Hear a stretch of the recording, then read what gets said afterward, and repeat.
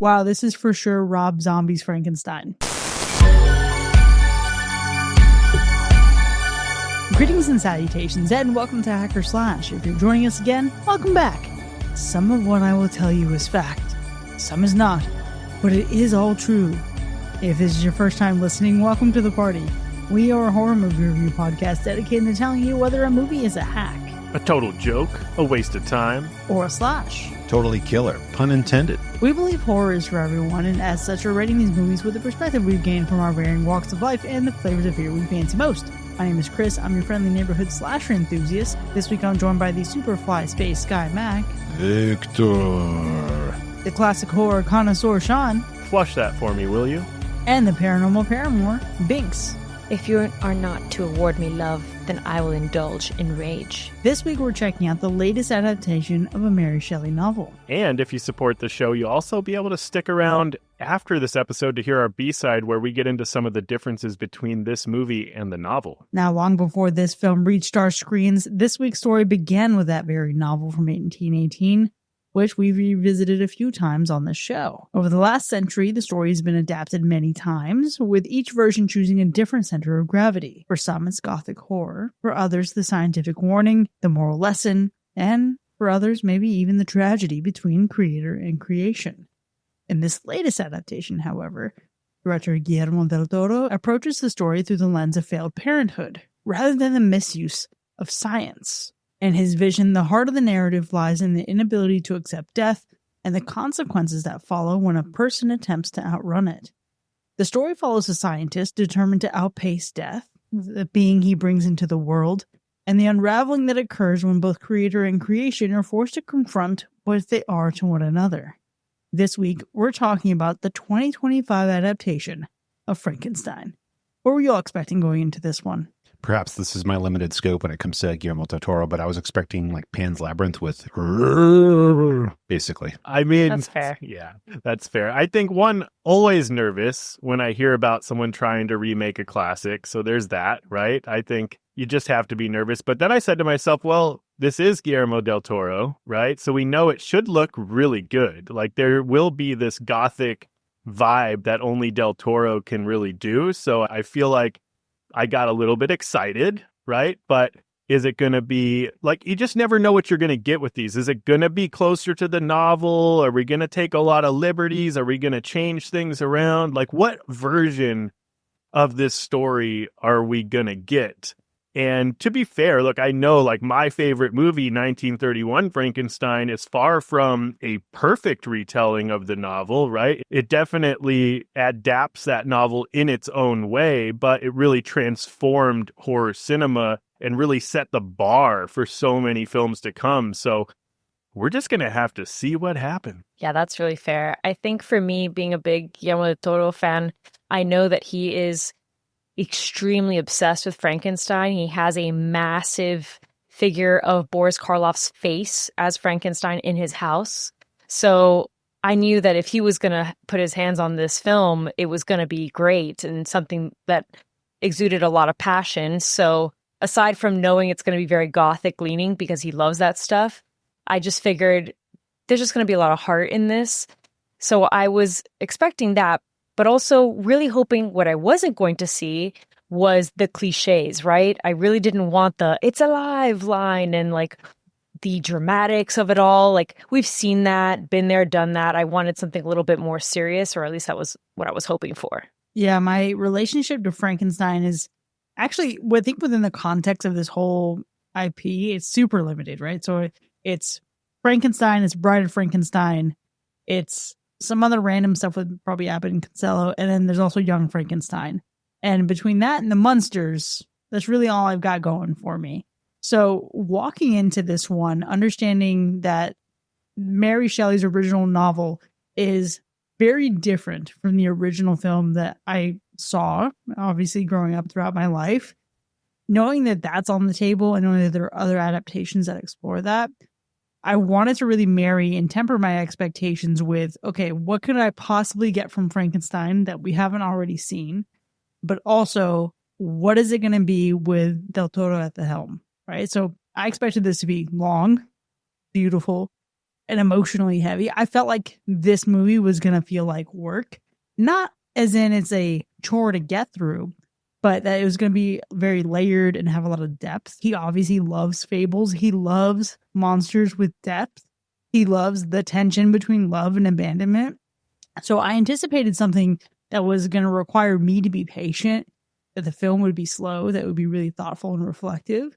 And I think with that, right, you don't expect a lot of action. I didn't expect spectacle, and I expected more so like intimacy, philosophy, and grief. And let me tell you, just circling back for a second, damn, this movie was long.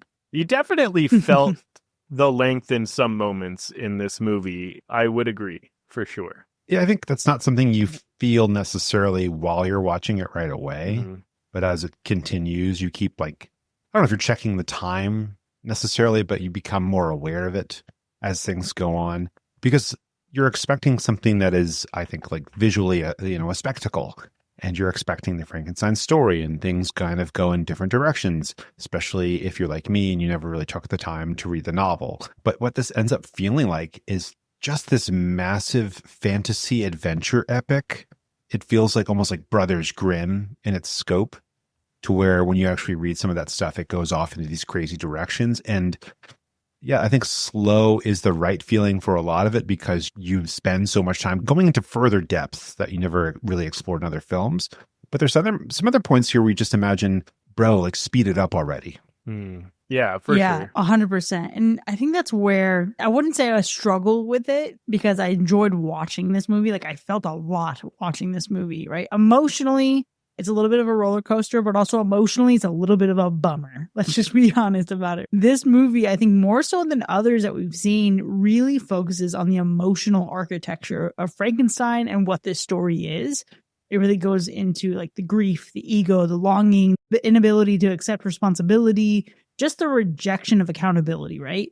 And that's something that I haven't seen portrayed with this level of focus in the other versions that I've watched. I know it's been explored. I know it's out there. It's just not something that I personally have seen. So I think for me, this movie felt even longer because of how bummed out I was this whole time, right? Like this movie feels deeply tragic. And there's beauty within that tragedy, absolutely. But I think more so like the tone is more like mournful, right? It's slow burning. It's heavy. It isn't interested in scaring you, right? It's interested in grief, in ego, in the consequences of like wanting to hold power over life and death and just flying a little bit too close to the sun. So I think for me, that's what this experience was, right? It's emotional weight that never let up. And the heaviness really, really got me. I have to agree. I think I definitely got what I was expecting in terms of the tone.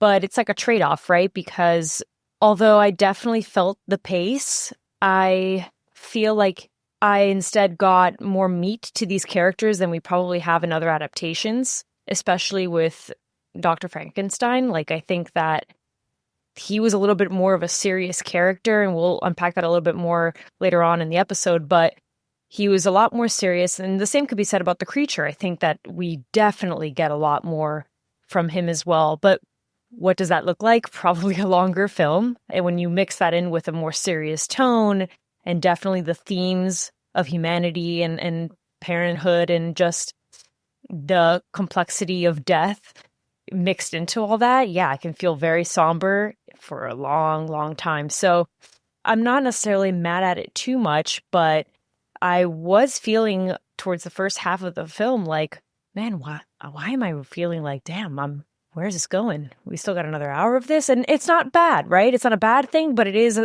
a sentiment that I've never really felt before watching Guillermo del Toro films, I'll be honest. It is, in fact, a pilgrimage.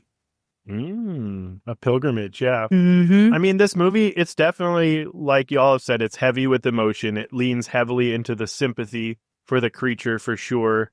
But I think the first thing that is going to stand out to you is probably the way that this movie looks, because from the set design to the cinematography, this movie is actually visually stunning. Like, it is so pretty to look at. It's literally a gothic marvel. Everything about the way this movie looks just kind of captivates you.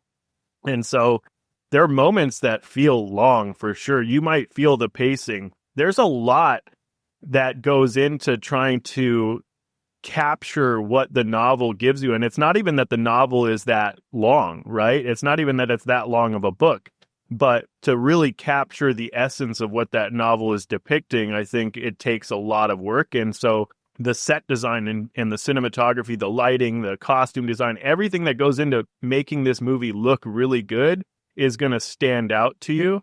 But I also think that one of the things that took me by surprise was literally the performance we got from Jacob Elordi. Because, man, don't get me wrong, I have my qualms with the monster in this one, but his performance was a standout for sure. He was rock solid, but I have to be completely honest with you. I looked at him and I saw Nicholas Hoult in Warm Bodies. Like, I just couldn't not see it. You know what I mean?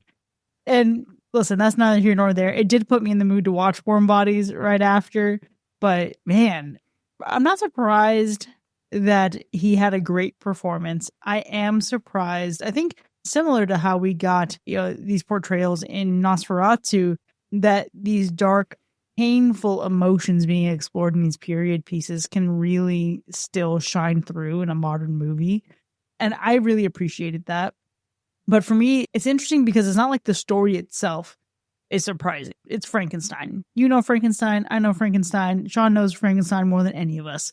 But what is surprising is how much this one committed to showing us the process and to show us so much more than we've ever really, I think, gotten, maybe even in some ways from the novel, because I know that there's some deviations and this movie has some audacity and the courage to change some things, whether it's for the better or worse. I mean, I'd have to read the book to understand, but there are some specific departures that I know that it didn't happen, and not because I've seen it in a movie, but because I've heard of Frankenstein this entire time. So that was a really interesting thing to walk into, right? To know that Guillermo del Toro holds this book and this property like it's a Bible, and he still was able to carve his own identity into it, not only visually with incredible dialogue, but by also shaping the entire tone of the story. Okay, I got to say something about shaping, though, when it comes to this story, because there was a big surprise for me as someone who has not read the novel.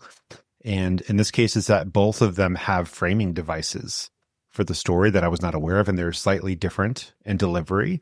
And this particular one was it was like out of left field for me. This movie starts off in a completely different way than I thought it would. And, talking about framing, you make it all the way to the end. It's like a nice, beautiful way of gliding to the final frame. And it's brilliant. It was, for me, kind of very surprising the way that it was done, but it allows everything in between to kind of, to be more about storytelling than it is necessarily about the story in a way. And so even when a character is not the one telling the story, even when it's the filmmaker doing it through dialogue and through amazing, body acting, it's just this is so much deeper than I thought that it could go for Frankenstein. I had a very shallow understanding of what was possible, and this really took it to another level. Yeah. I completely agree with you, Mac, because I also was not expecting the frame narrative and how it starts off whatsoever. And to go back to what you were saying, Chris, a little bit earlier, is this idea that we know Frankenstein, we know what to expect. And so I feel like to an extent, that could be why I also felt a little bit of that pacing and that drag, because I already know what's kind of going on. So once maybe it just impacts okay, I want to see something fresh, what's going on. And with that intro that we get, I felt like that's what kind of carried me through that.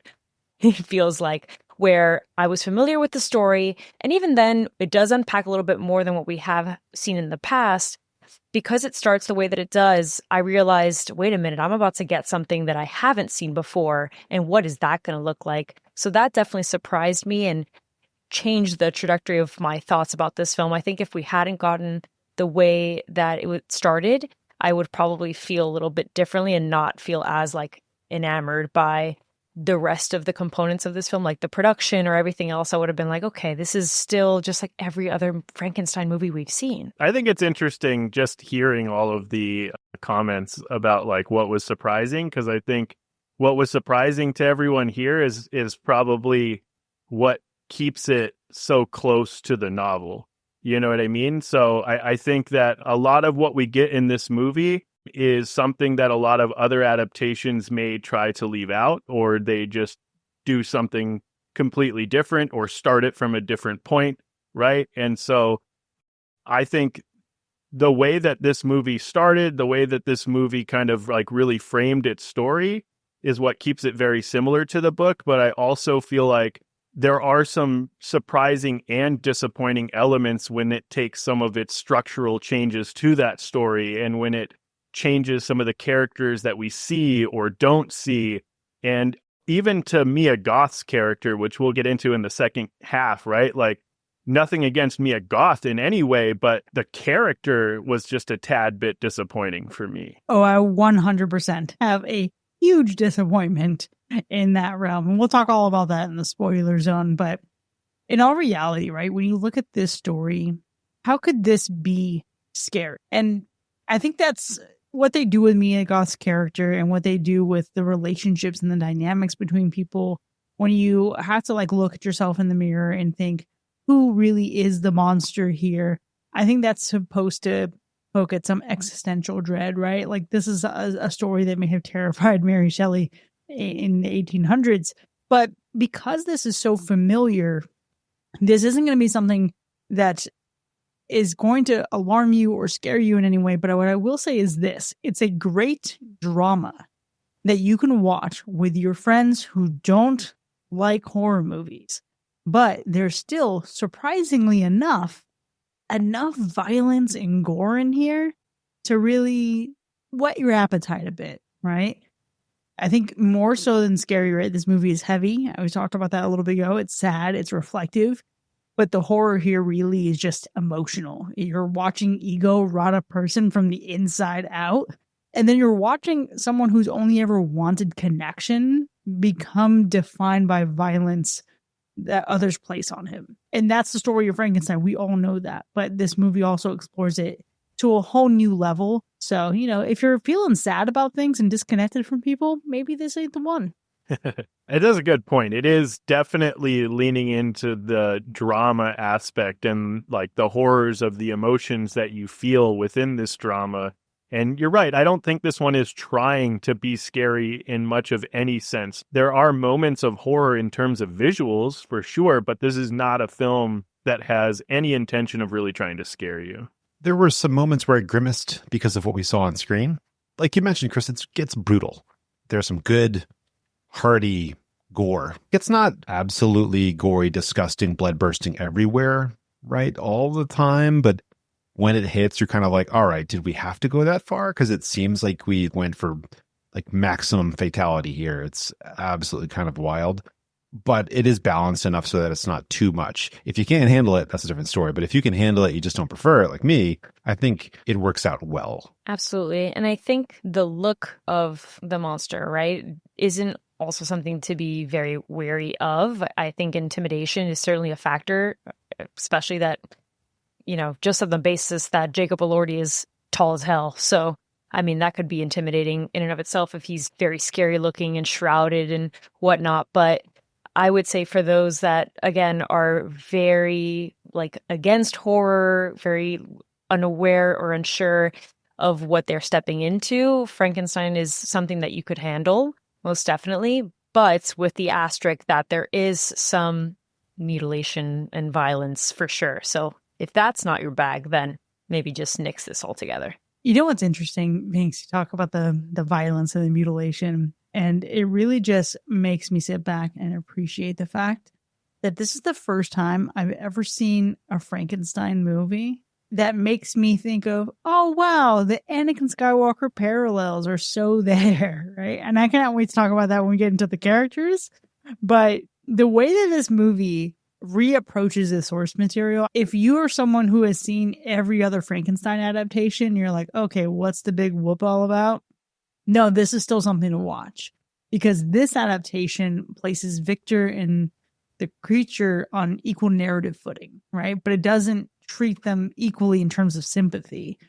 In the Frankenstein films that I've seen, you know, you love to hate Victor Frankenstein, and in this one, it's like, oh, okay, it kind of goes into a different direction. It goes into a completely different degree. You have someone who's framed more so as the monster, not through spectacle, but through choices and intention, where ego becomes a villain. So I think even though this is a novel from the 1800s, this movie still managed to do something different with it, which honestly, word up to Guillermo del Toro, because whew, boy, what else you got in there? It's true. Whether you like the direction of this story or not, you have to give it credit for adapting a classic tale and finding new ways to innovate and tell this timeless tale, right? Because, changing maybe the time that it takes place in, some of the characters, even some of the events, whether you like it or not, you have to at least acknowledge the fact that it was able to do something slightly fresh. There's a lot to me that reminds me of other films.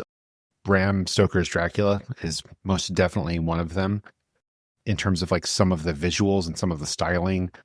The Fall, Tarsem Singh, I don't know if you recall that at all, kind of like The Cell, but a bit more colorful mostly.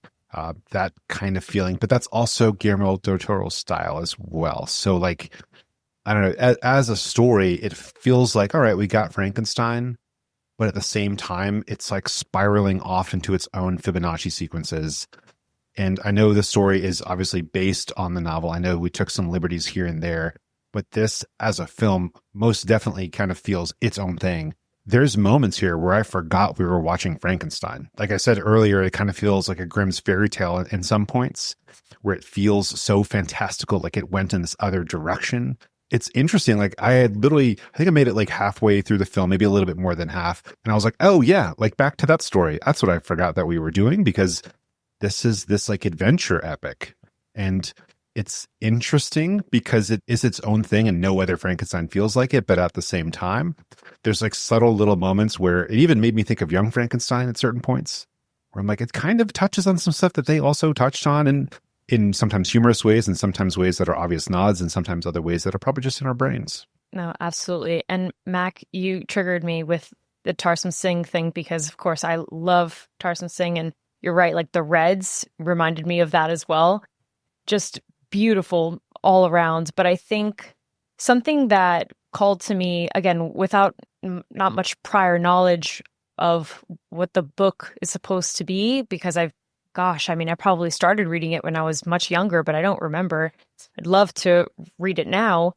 Is it reminded me a little bit of Nosferatu, this most recent one that we got, because the cool thing about that adaptation was that it changed the perspective and we got to lean in a little bit more on a character that typically in other variations of that story, we don't really focus and hone in on.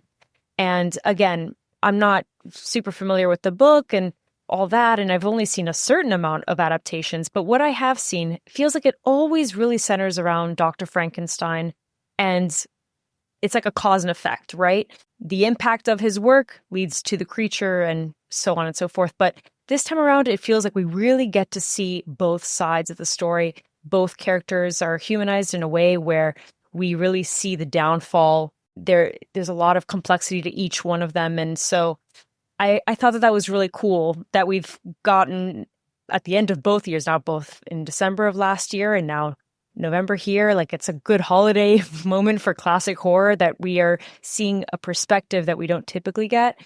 So I thought that was really neat.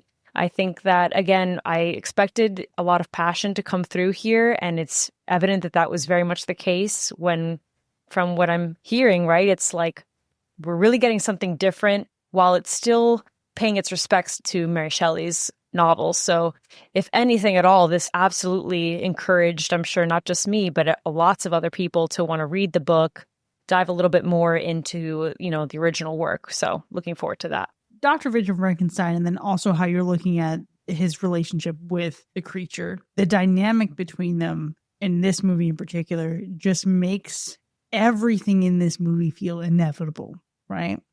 And so when you get to this end of this movie, right, it lands, but my one thing about this movie is how exhausting it is. Because this ending is thematically earned, it's emotionally consistent, it's great, but go back to that word I just mentioned and go, inevitable. You're on a journey and this story is going to reach its ends, and it's like, oh, damn, could we have gotten there any faster? because the film is long for sure, but the ending carries this full weight of just burden, grief, pain, sorrow, like everything. It's just, you're just trucking through this emotional like molasses. And so by that time the end of this movie arrives, it's a good ending. And I know that there's a change that's made from the original novel, and I think it's a good choice, but damn, I was drained by the time this ending actually wrapped up. Oh boy, this movie ends with like, it's basically a sweet kiss goodbye after this long, well-fought battle that Chris mentioned. And it's a bit bittersweet because I think, like you said, it's consistent. It has closure, but it's just so soft. I know we don't always need like an explosive ending to things. We already had the explosion of the plot earlier in the film and everything, but it definitely kind of, I don't know. I feel like if it would have been explosive at the end, I might have forgiven it for taking so long to get there a little bit more than I did with kind of how it slowly, softly faded out. For me, the ending is actually one of the things I disliked the most about this movie, unfortunately. And it is probably because of the things that they took out of in comparison to the novel, the things that straight up just didn't happen. And it left me a little bit disappointed. I'm not going to lie. Ooh, it's interesting. I can't wait for us to unpack that and for me to discover what the original source was, because I don't know, guys. I feel like for me, this ending was like a really good culmination of what we were getting, right? Like inevitable, most definitely. I don't know if I would have expected it to go any other way. And I feel like what we got was, I mean, definitely what you expect out of a Gothic literature or a Gothic tale. That's for sure. Nothing great. That's I'll tell you that much. But I can see how when you've been spending so much time, and definitely parts of the film that feel like it's dragged on a little bit, when you get to that conclusion, you're like, it's like a release. But for me personally, I felt like it was pretty cathartic, actually. I don't feel like I was deterred by what ends up happening with some of these characters, but I'm definitely curious as to what the original ending was supposed to be. Well, we'll all get schooled on that when we make it to the B side, but let's go ahead and start making our way towards our ratings before we actually score this film. Sean, how would you describe the gore score? You know, there are like quite a few scenes of body-esque horror throughout this movie, right? There is dismemberment, blood pooling, severed limbs, cadavers, the stitching together of body parts, as you can imagine, right?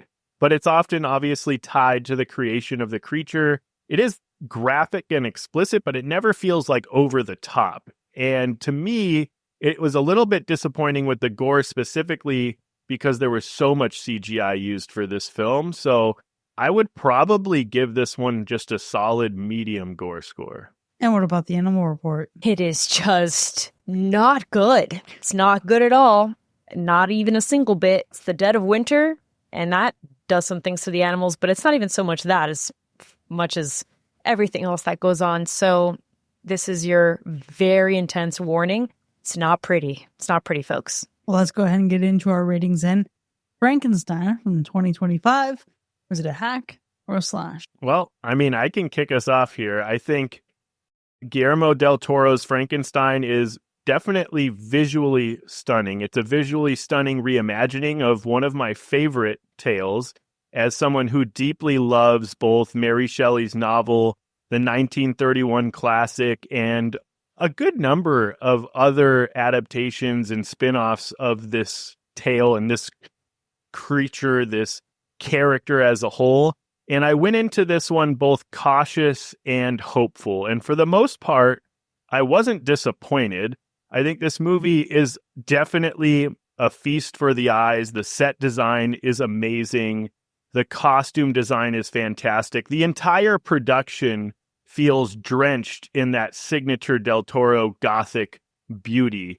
And the performances are equally as strong. I think Jacob Elordi and Oscar Isaac bring a real emotional weight to the tragedy of creation and consequence.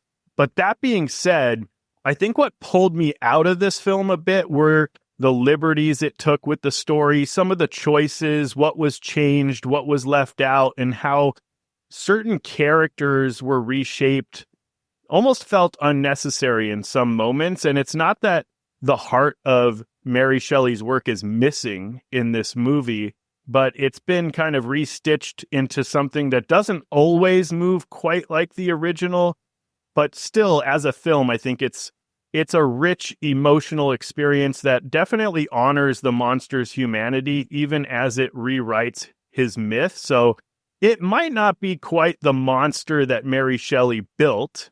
It may be a flawed creation, but even with a few missing pieces, I think this creation has heart and it still feels alive. So I think it's a slash worth resurrecting. Love that. I'm going to go ahead and jump in here because I had a great time watching this with our community in our Discord server. We had a watch party going on. We were talking all kinds of trash during the whole chat, and it was a great time. But I wouldn't describe this as a movie that really felt great for me. It's not a comfort movie, for sure. It's a bummer of a time, and it's not something that I'm going to put on again just to vibe with the atmosphere of. If I want to watch Frankenstein, I think at this point, the things that I've seen is going to be at the bottom of the list of things that I would want to revisit. But this film, what I can say is intentional. It's thoughtful. It's deeply well crafted. It is objectively a good movie. It's not a fun movie. No, I watch other Frankenstein movies and it's like this old classic charm that I want to have fun with, or I want to watch Young Frankenstein and laugh. But this movie knows what it wants to be, and it has a story worth telling. It's a tragedy about ego, about grief, about the consequences of refusing accountability and refusing to accept that for yourself. It executes that vision with complete confidence, for sure. But I think one of the things that stands out the most for me is there's this beauty here, both in imagery and in the literal and figurative language, right? The script understands the emotional architecture of this story. It's about a creator who can't face his own reflection, and the creator who becomes defined by the absence of love. And that is so much more interesting to me than I think just like the obsession of power that maybe we've seen in the past, or I think it had in past versions of this, we spent so much time thinking about if we could that we never asked if we should. But this honestly gives Victor Frankenstein a whole new sense of dimension in a way that I think honestly makes him more interesting and more relatable, if not more infuriating. So this is 100% a slash, but it's a slash because it is a masterwork of adding texture and depth to characters that are familiar, that you've known your entire life, but bringing them to life in a new way. It honestly should have done some different things with some other characters. We'll talk about that later. But this is a movie that achieves exactly what it intended to do with precision and with clarity. So even if I never need to see this movie again, it's good. And if you can settle in and enjoy a 2.5 hour long movie, this is the one that you need to watch. Absolutely. I was really surprised by this film because ultimately I love Guillermo del Toro. So it wasn't even so much that I was like going into this thinking, oh, I'm automatically going to love this, like 5-star, it's fantastic. I was surprised by the fact that I wasn't moved in that way. What moved me was the fact that we're getting a Frankenstein that I can relate to both characters. Whereas typically all of these other adaptations have felt to me like just a fun time, a madman creating something, blah, blah, blah. We know the story. I'm not diminishing those adaptations, right? I'm just saying that there's a lot of iterations of this story that have felt like niched in a particular like horror comedy genre. And I really wanted something serious, and I was hoping that Guillermo del Toro would really see it through. And although I don't feel like up in arms like I was for Nosferatu, like screaming from the rooftops in love with this movie, I really do feel impressed by the fact that I left watching this a little bit like curious about what the story really means, and really curious about wanting to read the novel now and unpack a little bit more about Mary Shelley's intentions with the themes and the story, because I've never felt that way about nor Dr. Frankenstein or the creature. So I think that ultimately this movie, although a little bit of a drag in some areas, is really worth your time. It certainly was worth my time. I think that it's something that everyone should at least watch once, just to kind of change it up for yourself. If you've seen lots of Frankenstein movies, this is different, and I think it's worth exploring, even if you're a little scaredy cat. You know, it'll be okay, I promise. Just maybe get past a little bit of the violence if you can, but I think that you'll leave viewing this thinking about a lot of things about yourself, about mortality, about loneliness, connection, so many themes that maybe have been adapted and seen through in the horror comedy versions of this, but I feel like really lands in this particular adaptation. So for me, it definitely was a slash. I am so curious to see how this turns out for people watching their first Frankenstein property of any sort, because visually, I mentioned that it reminds me of Dracula, Bram Stoker's Dracula film, but it also reminds me of that in a different way. That movie for me was defining in its depiction of Dracula. Everything else kind of compares to that, even the movies that came before it. And that's a weird thing that happens with generations and when you watch it and all that kind of stuff. But I'm curious to see if this is going to have that impact for some younger viewers or some people who've never really gotten into it. Because of that depth and dimension that we've mentioned, this goes harder in the paint than any other Frankenstein depiction, like whatsoever. And visually stunning. It's just an absolute gorgeous film. It absolutely nails pretty much everything. It should never have used CGI, and it should feel bad for doing so. Sorry, Guillermo, just saying it was a weird choice, bad choice. Maybe it just wasn't executed as well as you deserved because it didn't work out here. But everything else was gorgeous. The costumes were amazing. The set pieces were amazing. The way that you worked with color, it was perfect. Bravo. But the story here, I think, really takes the cake. Yes, it's a little bit too long, and it almost felt like we kind of shrunk down a miniseries into a film in some ways and in some places. But I think overall, this is just one of those things I don't want to look away from while I'm watching it because there's too much going on. And you have these moments of like, it doesn't matter what's happening on screen because it's just too gorgeous. They could literally be talking gibberish, and I would just watch them speak gibberish, and it would be amazing. But the acting is phenomenal. The actors we get here, absolutely insane start to finish. How on earth did you secure this cast? It is so next level with like quality, just stunning. So I think overall I could complain about certain things, the CGI, length of the movie, whatever, but this is an absolute slash, and it's not taking away from the previous Frankensteins for me, but I'm pretty sure it's going to define it for others. Well, what a rousing applause for this film. And with that, Frankenstein has earned a universal slash. Now, there's still so much more to discuss when we return from the break. We have teased significant discrepancies with some of these characters in this movie. Can't wait to get into that. But you can find this movie streaming on Netflix. And you can also follow the link in our show notes to join the conversation about this movie in our Discord. So go check it out, hit pause, then come back to us so we can break down these spoilers together. We'll see you in a bit.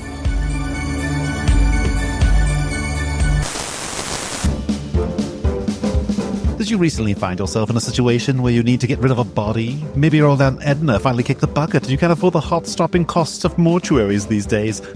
Whether you need help cleaning up a body or a freshly severed limb, Red Dead has got you covered. At Red Dead, we help you dispose of any cadaver from head to toe and everything in between. And the best part is we donate everything we collect to science. That's right, we help licensed reanimators find the perfect parts to stitch together their ungodly creations limb by limb. We specialize in same-day pickup no matter if it's your home, your castle, or your Arctic ship. Just call 1-800-RED-DEAD and tell them Hack/Slash referred you to get that half off your first removal. 1-800-RED-DEAD because we believe everybody can be repurposed.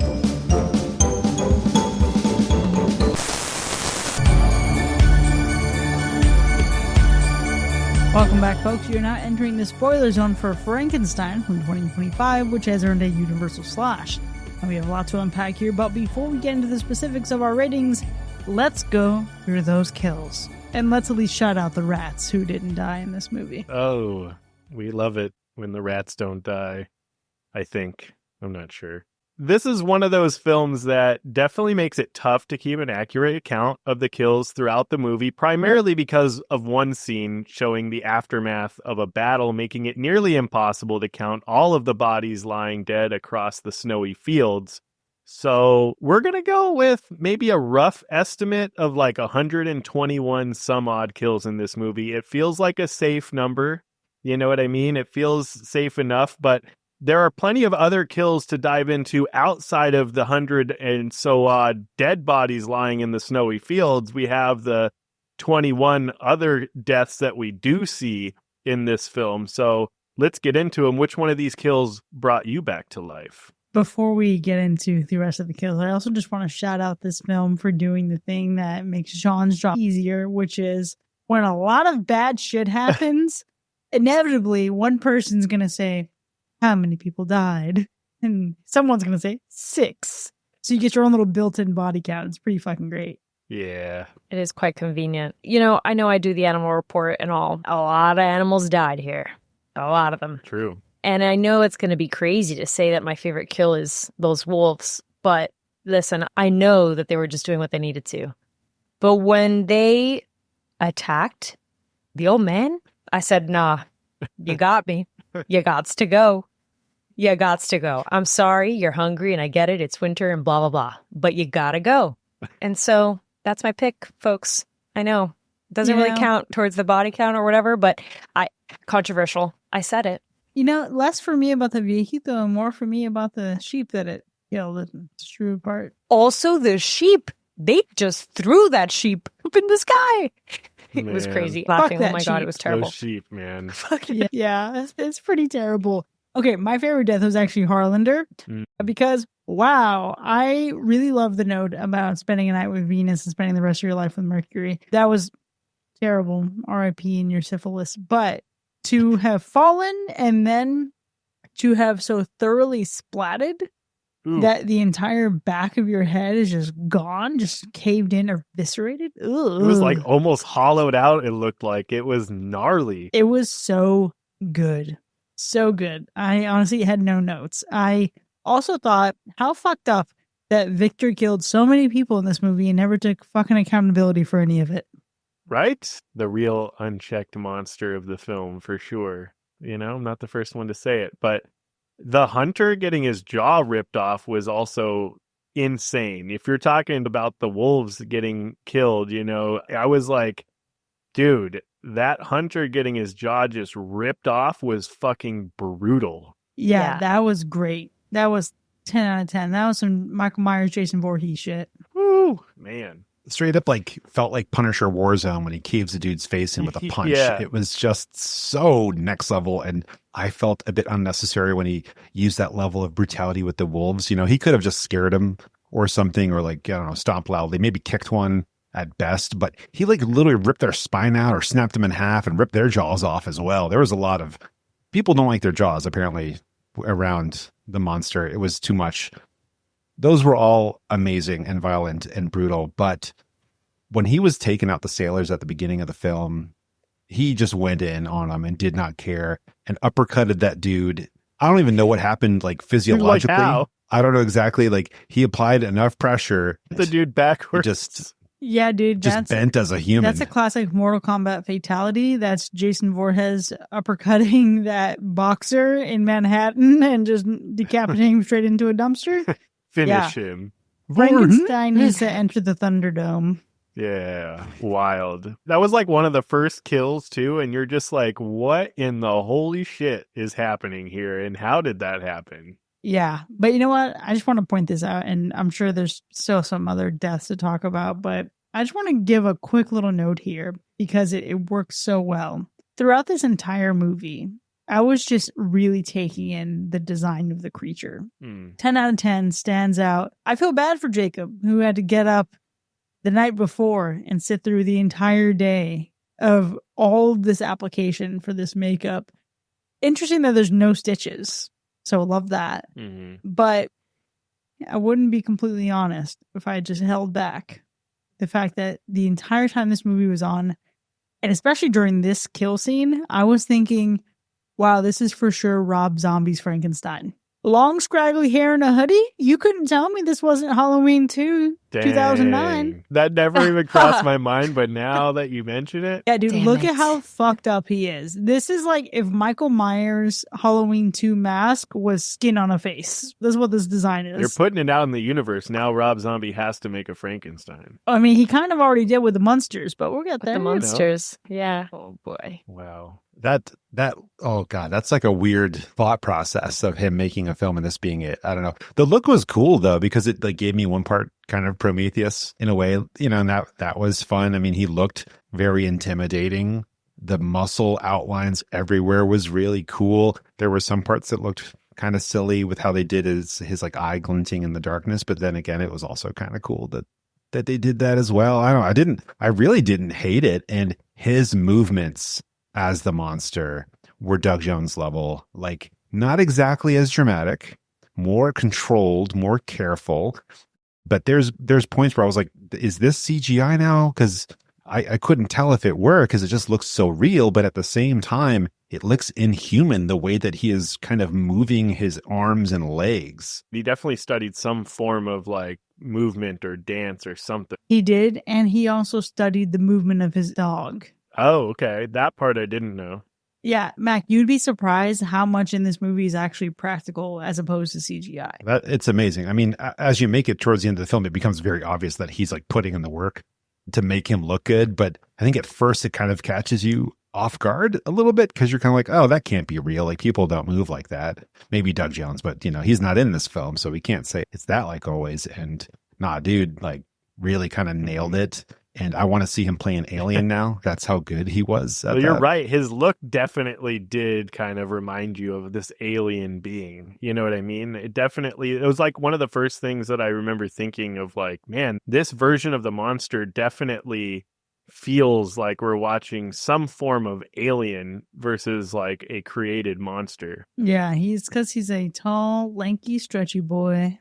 Well, the coloring, to your point, the lack of actually seeing stitching, and it is based on the illustrated rewriting of Mary Shelley's novel. That look came from that illustrated version of Frankenstein. So it's not like a perfect spit and image, but that's where the idea came from.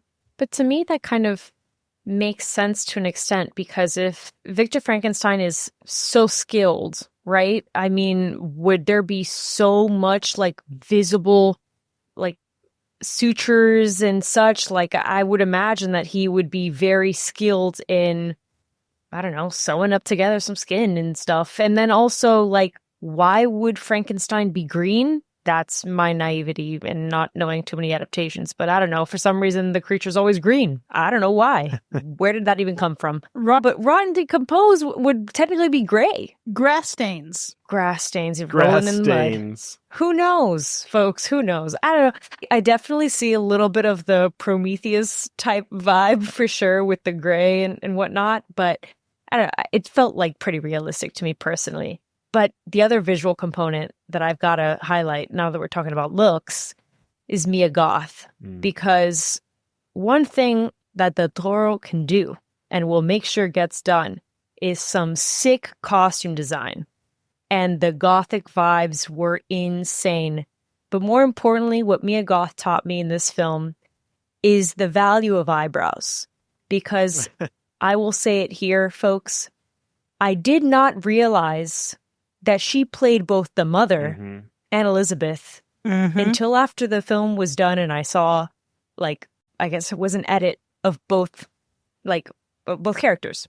The fucked up thing is, I don't think I've ever seen a Mia Goth movie where she's just one fucking person, because even Infinity Pool, that's what true. the fuck? That's true. She does like to play multiple characters, doesn't she? But Pearl and X, Pearl has eyebrows. She doesn't have eyebrows. It's eyebrows, folks. It does everything. It changes the game. It's her trick. She's like, look, this is me with eyebrows. This is me with eyebrows. I can play two characters. Let's do this. It's very much like the Superman Clark Kent glasses effect. You add Absolutely. eyebrows, and then all of a sudden you're a whole different fucking person. For sure. Cool. I didn't learn any of that until literally this moment, because I didn't pay attention at all. And I just brought up a photo of them, of both characters side by side, and that is just mind-blowing. Holy crap. I was literally watching the film, and I was like, I'm looking at Frank Victor's mom, right, Claire, and I'm like, I know Mia Goth in this movie. Is this Mia Goth? And I was like, for some reason, at that moment, I was like, that doesn't look entirely like her. Maybe it's not. And then when Mia Goth showed up as Elizabeth, I was like, oh, there's Mia Goth. And then I was like, wait a second. Did she play both roles? Yeah, it was wild. Yeah, it's the Mia Goth mouth. Like, it's a very distinct aspect of her face. It's wild. I would love to talk more about those costumes. The costuming work here is like so phenomenal. And this is part of like kind of what reminded me, if you remember like Dracula's armor in Bram Stoker's Dracula, where it's so ornate and it's so interesting. And it seems almost anachronistic, but that probably makes it more correct. But this here, everything was so intricate and ornate. Everybody had some amazing costumes, but then the games that we played with color were next level. Just so cool. The red tying things together throughout. When it comes time to have some red gloves, those gloves are, one, as red as it gets. And two, it kind of catches you off guard for a moment because you're like, wait, why are his hands bloody? Oh no, those are his gloves. That's amazing. The greens that you get are like the definition of green. Like on the color wheel, if you're like, hey, what does a good emerald green look like? That's Mia Goth's dress in this film. It is so vivid and so bright. And the way that we get contrast with the set is beautiful. So everything has that texture, everything has those layers, and then it bounces off of everything around it. When there is like candlelight in the room, it's a world of magic. And this is probably why it feels more like fantasy than anything else to me in many parts, because it looks like fantasy. It looks like what fantasy wishes it could be. For sure. Yeah, it's true. And the other thing that really adds to that is what we have talked about, and it's the set design, because the use of practical sets, the hand building, hand painted, like really structurally built sets that brought these things to life was absolutely insane, right? Even when we think of like the ship and we think of all these different settings, it really just adds to everything that you're seeing and making this feel like such an epic tale. And when we're looking at all of these things, that's where it becomes so disappointing that they didn't use that much practical effects for the gore and stuff like that, right? Like, why lean so heavily into a lot of visual effects, even for the animals, right? Some of those moments kind of take you out of the immersion of this film because of how they looked. But outside of all of that, this movie can't live without the score. The score for this movie was absolutely brilliant, and I want to highlight it for a very specific moment. And I know this may be Buddy's favorite scene. I don't know if anyone's going to talk about that, so I'm not going to dive super far into that scene, but I am going to highlight the score because as we start to build on the creation of this monster, we get this like really interesting contrast that kind of oddly works really well. Like, you're starting to piece together this monster. You're sawing off limbs of cadavers, of dead bodies, right? You're sawing off legs and arms and shit like that. And the score is very like whimsical. It's very uplifting. It's so interesting. And I just couldn't help but notice that as I was watching those moments. I was like, holy shit, like, what a weird pair, but it oddly just works. Sean, see, this is exactly my favorite scene in the whole movie. Less about the actual lightning strikes and more about the preparation of it, because this is an aspect we haven't seen. You think back to the original Frankenstein and how horrified people were about the idea of grave robbing and stealing these bodies, etc. But now we actually get to see it front and center. This is the scene where Victor is dissecting and assembling the creature.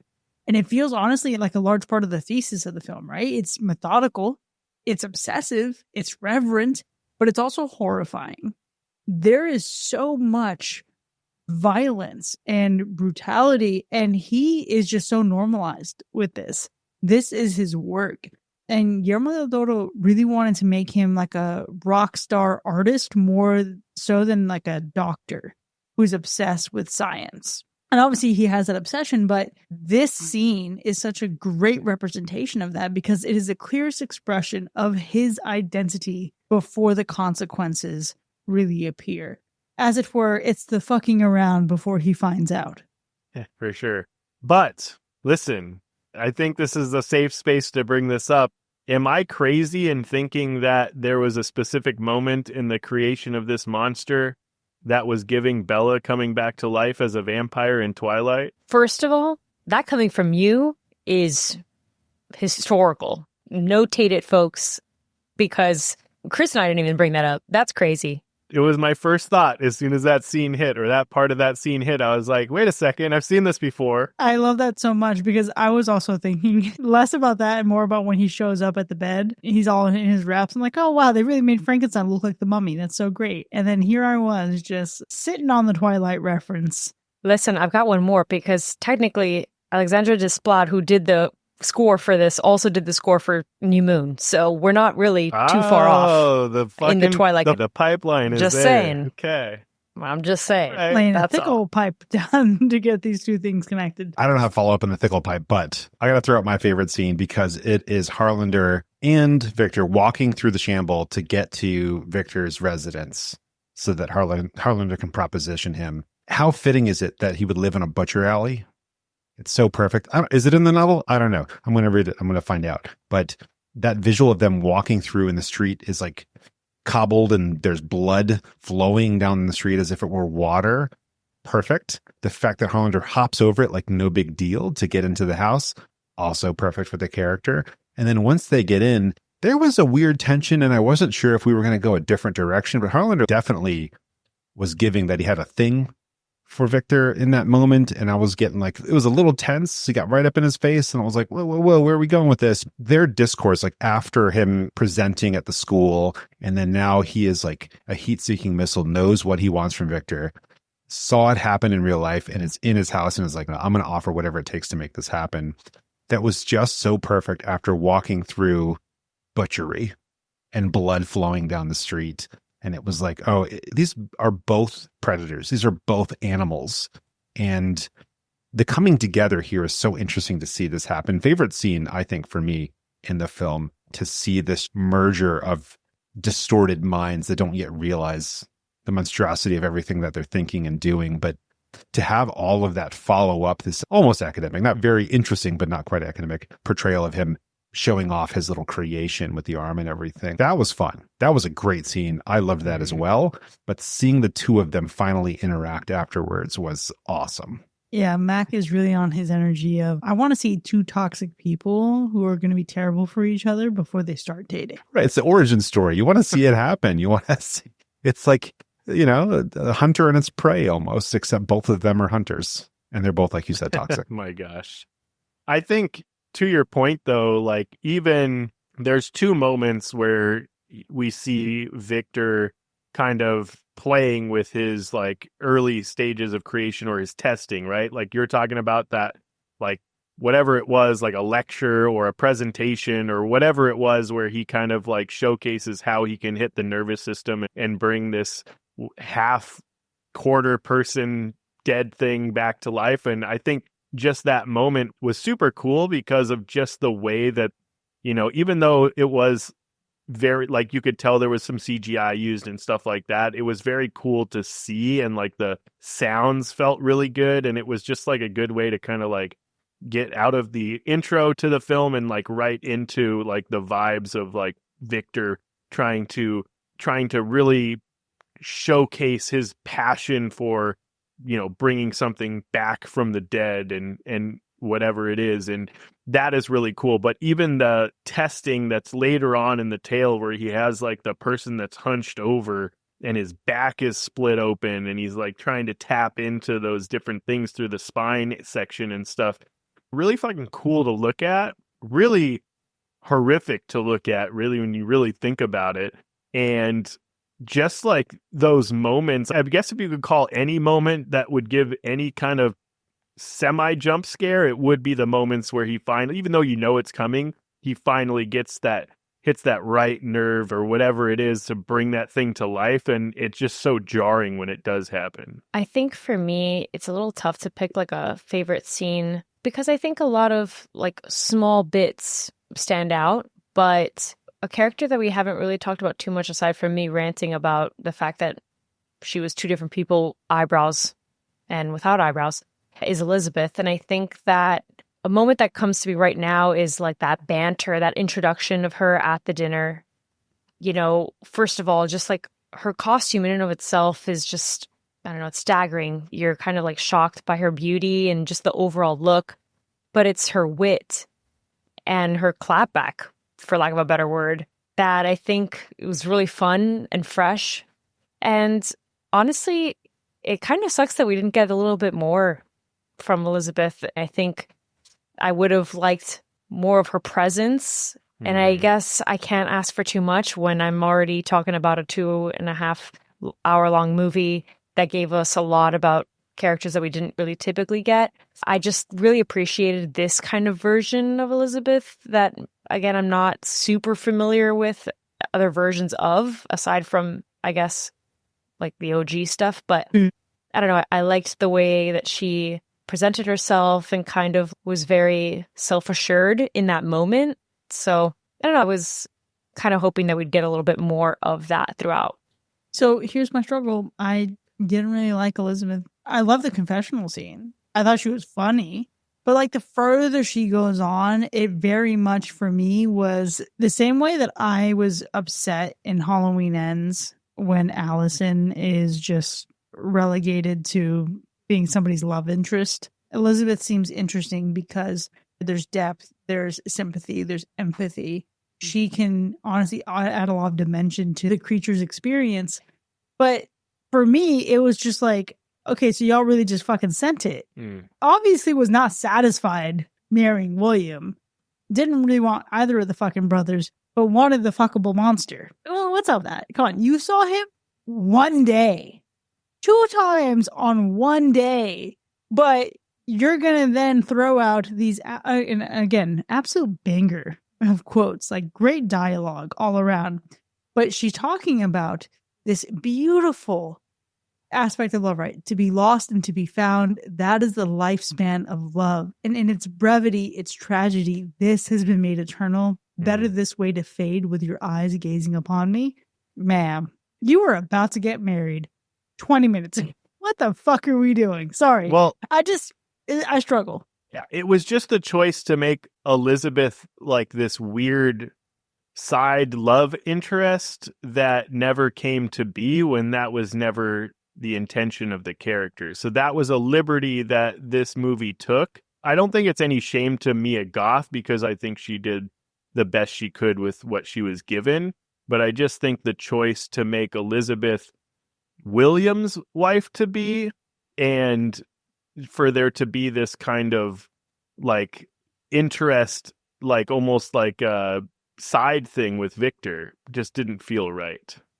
Yeah, for you to be William's fiance, but maybe you're interested in Victor, but then also I recognize like, hey, you see what Victor's all about. Good for you for not fucking going down that path. I get it. 100%.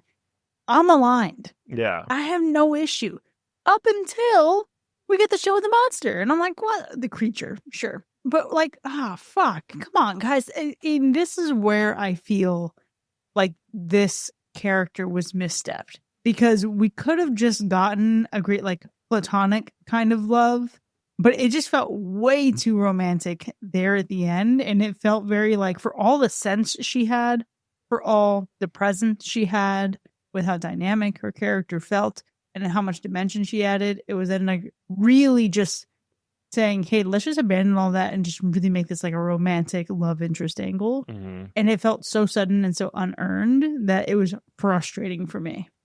Yeah.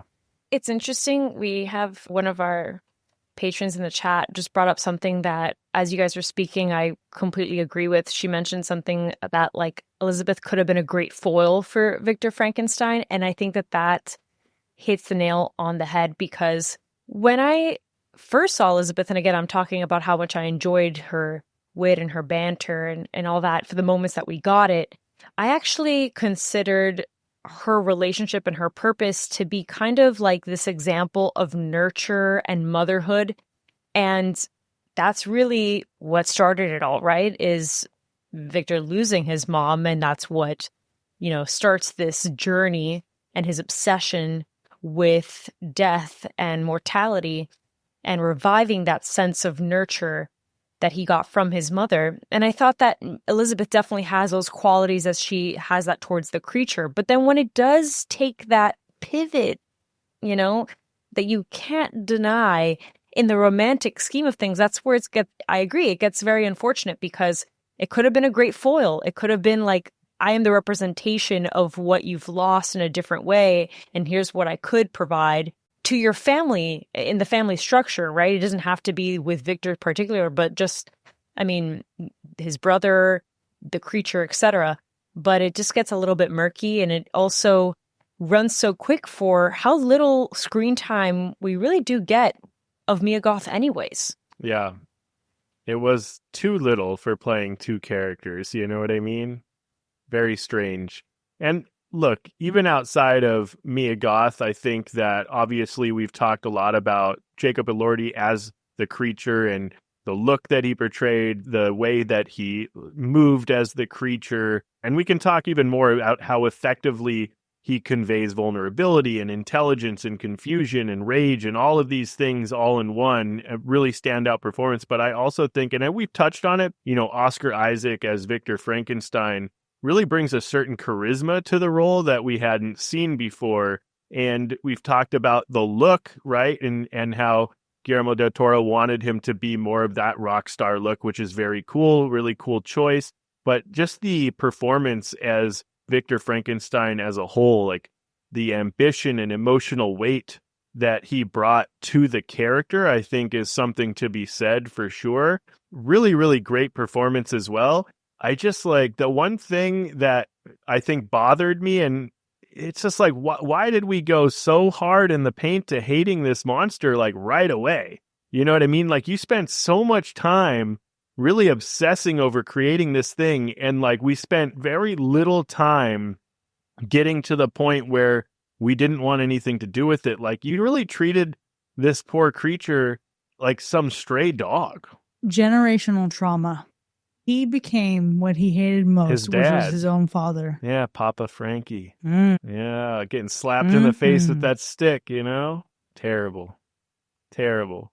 They almost could have laid it on thicker when it came to showing their relationship. I mean, they gave us a good little bit of it, but I feel like it could have gone a little bit older in his story, and I would have kind of liked to see how things would have evolved. Would he have been a rebel in his teenagehood, or would he really just have stayed, I don't know, compliant the whole time? I don't know. I liked seeing it as a kid. I think that was a great touch to see kind of where his ambition comes from and why he's so driven. That was really solid. And then we kind of jump into adulthood just so fast. This would have been a great miniseries, to be honest, but that jump was interesting. We get it. He's ambitious. He's really driven. But Oscar Isaac was, I think, the right choice to have someone show that off, because you think you're supposed to like him. He's really cool. Come on, we get it. But you just immediately realize, like, I could not survive around this guy because he would drive me crazy, because he's just so into the things he's into and everything else does not matter. Yeah, but hey, let's just stay on the Poe Dameron of it all and go back to that Star Wars connection, because yeah, young Victor, honestly, just all it takes is one deeply emotional, misguided boy to lose the only woman he cares about, which is his mother, to then suddenly turn to the darkness within him. He is a representation of the path to hell that was paved in good intentions. And that's what I love so much about this look at Victor Frankenstein, because again, it's less about the sheer pride and just the fascination with science, but it's everything that happened to him from a very early age to make him give a fuck about doing that. Like, yes, he wanted the power. He wanted to be the best. He wanted to be able to cheat death. But why did he want that? And I love getting that take of it. And honestly, Mac, to your point, this honestly would have been a great miniseries. And that's where I think I struggle with this movie with its pacing, because it does feel like a little bit of a labor in terms of how long it is. Yes, it's deliberate for sure. It works for the thematic depth, but there are some emotional cold spots where, yeah, maybe we could have ditched a little bit of that and got a little bit more of something else, especially around Elizabeth and even her significance to the creature himself. So, man, I would be interested in seeing if somebody could cut this up in smaller chunks to make this feel better. Yeah, for sure. And listen, I feel like I can sit here and say that, like, I think maybe the worst part of this movie is the ending, and there's a lot of truth to that, but I also want to highlight before we get through talking about this movie that I think maybe one of the other parts that I really didn't like is the way that this movie kind of stripped the creature, or the I guess the best way to put it is I really dislike the way this movie stripped the monster from the creature, right? So like we do humanize the creature a lot in this movie, and it's not to say that the novel doesn't do so as well, but there is a really great balance to how the monster shows up as this horrific monster in the novel that also like is just it's a good balance between humanizing and having this empathetic view of the monster versus this horrific part of the monster. And I don't think we really dive into that side of this creature in this movie, which I think was a little bit disappointing, right? Like there is, and a lot of that also has to do with the changes to the story and the changes to the characters, right? Because they're not all depicted in the same way. They're not even like all tied to Victor in the same way. And so it's just very interesting. Like we see a lot of the monster in this one killing people, but a lot of it is just due to like defense, right? Or is just due to like trying to get to Victor physically or something like that. Where in the novel, we really see the monster like straight up murdering, like straight up going and murdering Victor's family, like killing William or killing Elizabeth on their wedding night, right? Like it's just very, very, it's a different tone. And I think that it doesn't necessarily have to be the exact same thing, but when you take all of that away, it feels like you're missing a piece of the monster that makes it the monster. There's something about this monster that has not kind of sat right with me this whole time.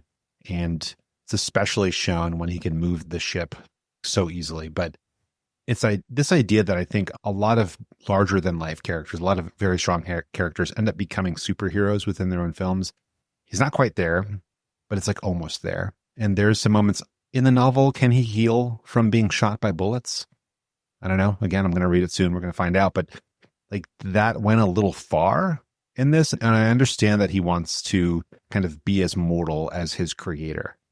But at the same time, it reaches a new level where it's like he's going to get a cape and tights soon because we're almost headed to that direction. It went a little bit too far. I could complain about the CGI. I think like Chris mentioned, it's small. And so in those moments, you're kind of like, I get it. You know, you're really good at the practical stuff. So the other stuff, you know, we'll stomach through it. It's not quite the worst part of the film for me, but it's this idea that like when you finally really start to appreciate Frankenstein and Frankenstein's creature here as these beings, these real life mortal beings who are like going through emotions, to have one of them show up and just kind of be impenetrable, you know, to be super strong, to kind of be too perfect. He can't fly, but he's getting so close to Superman in those regards that it's just a little bit too far for me. I bet if he jumped, he'd be fine. He'd probably just chill for a little while Stick up there. the landing. Yeah. ACLs of steel.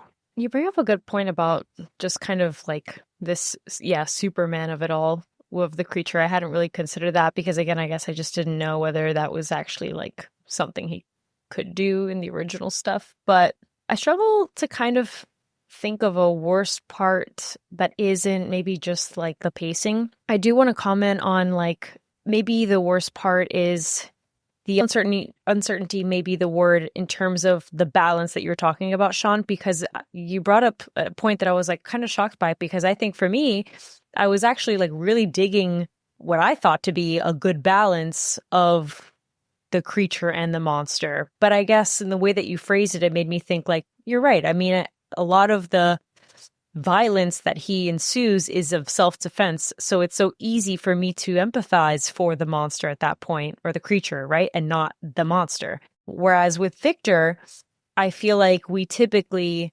just instantly know that he is a madman and like maybe the quote unquote villain to some extent, or perceive him that way to be because of his just grandiose nature.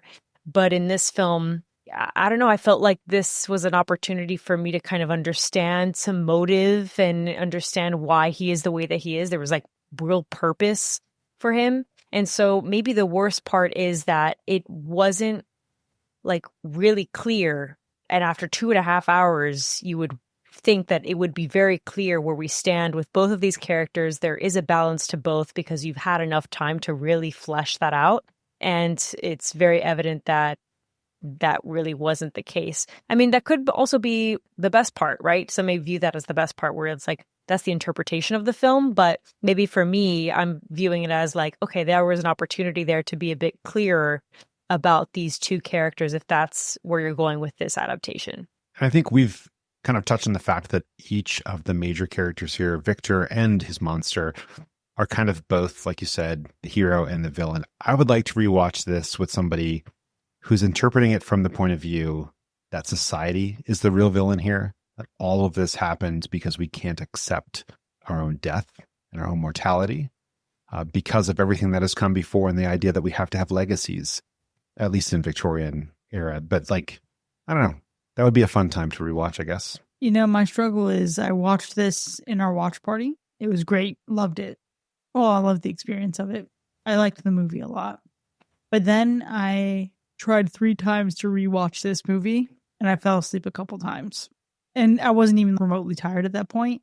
This movie is too long now. I rewatched it, I think at this point, cumulatively, probably about 3.5 times. And I'm in this camp of, I'm so glad that I saw it, but I do not need to see it again anytime soon. Because again, if I want to watch Frankenstein, which I kind of still am jonesing for, I'm going to go watch the originals and I'm going to go explore and experiment and see what else is out there. While I know that there is this work of art that Guillermo del Toro put together and that exists now. It is out there. Yeah, I by no means would say that this is one of my favorite Guillermo del Toro movies. That would be extreme, let's be honest. But I did watch this movie sick as hell.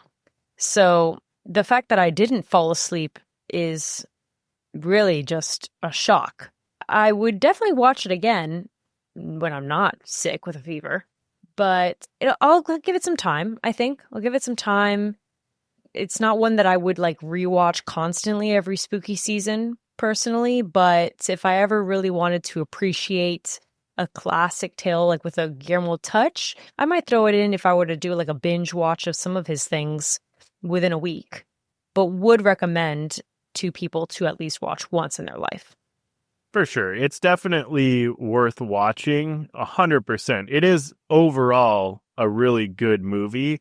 I don't know how many times I will watch this one. This is definitely not the only time I'm going to watch it. I have only watched it once. I definitely think that there is more to pull out of this movie and one watch just isn't enough. So it's definitely something that is worth revisiting for sure. Well, we'll see how it fares once you've given it 3.5 times it's on its own, Sean. But for now, there you have it, folks. Frankenstein, at least the 2025 edition, has earned a Universal Slash. And we certainly had a robust discussion here, but the conversation doesn't end here by any means. It doesn't, because if you want to find out how you can experience life after the death of this episode, consider supporting the show by visiting patreon.com/hacker/. This is where you can enjoy even more of the show, including bonus content with early access, extended episodes with our B-sides, movie nominations, and live shows. We'll see you next time, folks. Remember, believing something does not make it true. Is anything?